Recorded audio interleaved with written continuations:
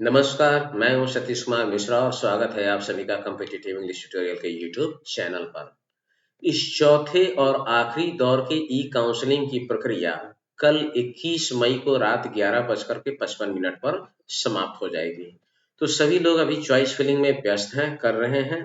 पर इसमें ज्यादातर बिहार के अभिभावकों का मुझसे ये प्रश्न था कि सर इस बार क्या संभावना है। अपना एनटीए स्कोर भी लोग मुझसे शेयर करते हैं और बहुत सारे लोग ई काउंसलिंग के लिए मुझसे सलाह और मार्गदर्शन भी मांगते हैं कि सर कहाँ करना ठीक रहेगा।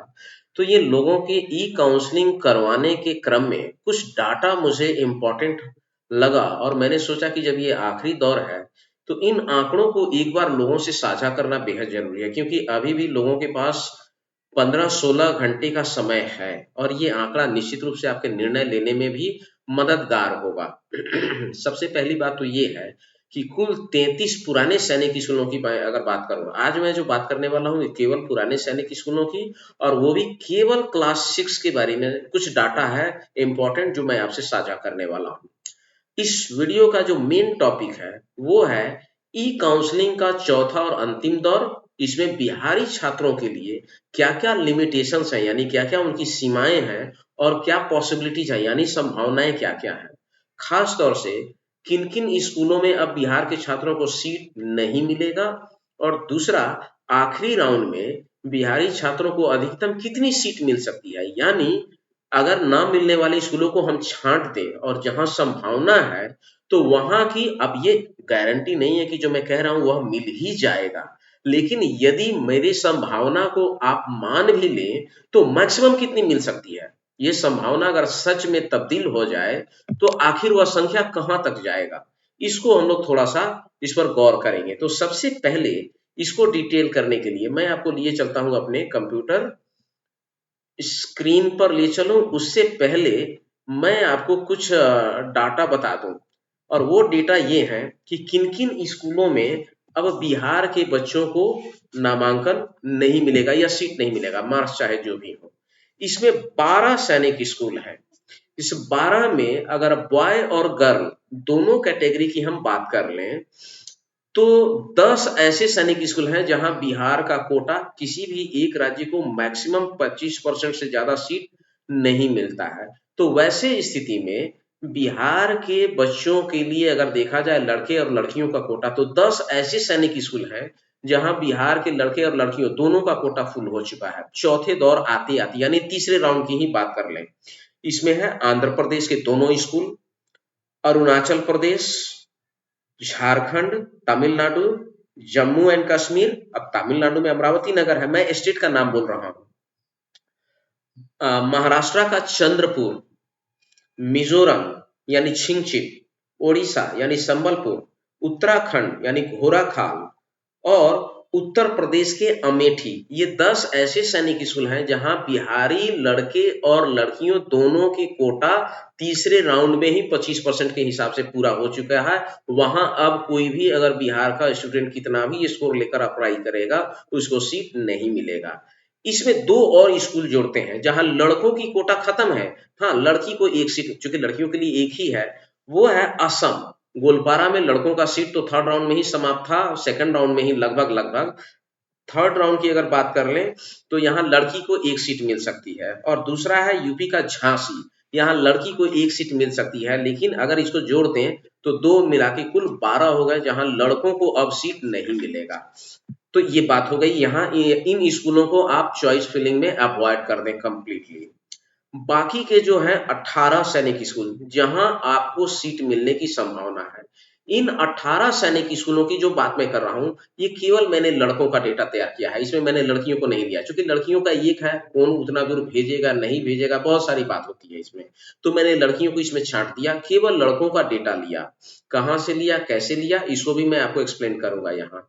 तो इसमें सर्वाधिक सीट अगर अब अदर स्टेट कोटे में, ये भी जो मैंने 18 सैनिक शुल्क किया, इसमें मैंने नालंदा और गोपालगंज को छांट दिया क्योंकि वो होम स्टेट आता है, तो होम स्टेट को मैंने छांट दिया। मैंने जो 18 सैनिक शुल्क चुने हैं ये अदर स्टेट कोटे की बात मैं कर रहा हूं इसमें। तो सर्वाधिक सीट मिलने की संभावना है वो है झुंझुनू, जहां नंबर ऑफ सीट्स 4 अवेलेबल है, संभावना है, अवेलेबल तो और भी है, लेकिन बिहार के बच्चों को मैक्सिमम यहाँ 4 मिल सकता है, मिल जाएगा इसकी गारंटी नहीं है। और दूसरे स्थान पर 4 स्कूल जहां 3-3 सीट है, वो स्कूल है मणिपुर यानी इम्फाल, सॉरी मैनपुरी यूपी का, मैनपुरी है, उसके बाद पुंगलवा है नागालैंड, इसके बाद बीजापुर है कर्नाटका, और इसके बाद में है अंबिकापुर यानी छत्तीसगढ़। ये दूसरे नंबर पर 4 स्कूल हैं जहां 3-3 सीट अवेलेबल है। बाकी के जो है बालाचली, कुंजपुरा, कजाकुटम, सतारा, इम्फाल, भुवनेश्वर, छत्ती ये बात कर रहे हैं चित्तौड़गढ़, तो इन स्कूलों में 2-2 सीट है। इसके अलावा जो स्कूल हैं वहां 1-1 सीट है, जैसे रेवाड़ी, सुजानपुर, कोडागू, रीवा और कपूरथला और पुरुलिया, इन स्कूलों में 1-1 सीट है। अगर इन चीजों को हम जोड़ लें तो इसकी कुल संख्या होती है 36, यानी अधिकतम बिहार के बच्चों को अब कहीं अगर सीट मिल सकता है तो वो 36 है। आप कहेंगे कि सर ये आंकड़ा आपने कहां से निकाला? तो ये आंकड़ा हमने निकाला यहाँ से। पहला तो एक सीट मैट्रिक्स है, आप इसमें देख लेंगे कि कहाँ कहाँ सीट अवेलेबल है, कहाँ कहाँ नहीं है। क्योंकि बिहार के बच्चों की संभावना क्या है कि बिहार के बच्चों की अदर स्कूल में जो सीट अलॉट हुई है उनका कट ऑफ बहुत ऊंचा गया है, 260 प्लस में ही अभी तक सिलेक्शन है। इस दौर में बिहार में 261 और 260 वाले की भी संख्या है, तो ये 36 में जाएंगे कौन? 258 से लेकर के 261 तक के जो बच्चे हैं उन्हीं को संभावना है कि सीट मिले, अदरवाइज सीट मिलने वाली नहीं है। अदर स्टेट कोटे में बिहार के बच्चों का कट ऑफ बहुत ज्यादा है, किसी भी स्टेट में चले जाएं। अब मैंने झुंझुनू की अगर बात की तो यहाँ जो स्टेट वाइज कट ऑफ होता है, स्कूल वाइज कट ऑफ, इसमें मैंने झुंझुनू को सिलेक्ट किया हुआ है। मैं थोड़ा सा बड़ा कर देता हूँ, आपके स्क्रीन पर भी दिखेगा झुंझुनू। अब देखिए यहाँ बिहार का जो अनरिजर्व कैटेगरी में गया है बच्चे का लास्ट कट ऑफ जो है थर्ड राउंड में, ये 262 दिखा रहा है।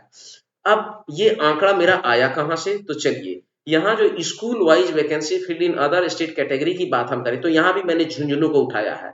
आप यहाँ देखिए बॉयज कैटेगरी की अगर हम बात करें तो टोटल अदर स्टेट वैकेंसी 28 है। एक स्टेट को मैक्सिमम 7 सीट मिल सकता है, 20 सीट इसमें भर चुका है। और बिहार के सामने आप यहाँ देखेंगे तो ये देखिए बिहार का यहाँ 3 सीट दिखा रहा है, यानी ये 7 में से यहाँ जो संभावना है 7 सीट मिलने का, या एक स्टेट को जो मिल सकता है 25% के हिसाब से, इसमें से इस 3 को माइनस कर दीजिए तो 4 और है।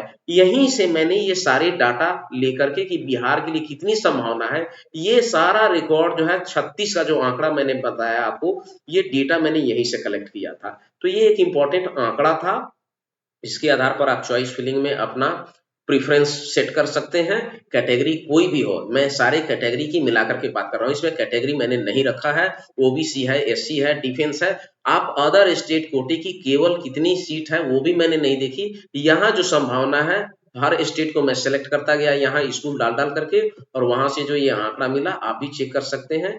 हाँ, लड़कियों के लिए अगर कुछ संख्या जोड़ दें तो हो सकता है कि 4-5 और उसमें बढ़ोतरी हो जाए। अगर लड़कियों को जोड़ देंगे तो 36 से बढ़ के 41 हो जाएगा, 40 हो जाएगा। एग्जैक्ट मैंने उसका जानकारी यहाँ पर नहीं रखा है, लड़कों को ही मुख्य रूप से लिया है।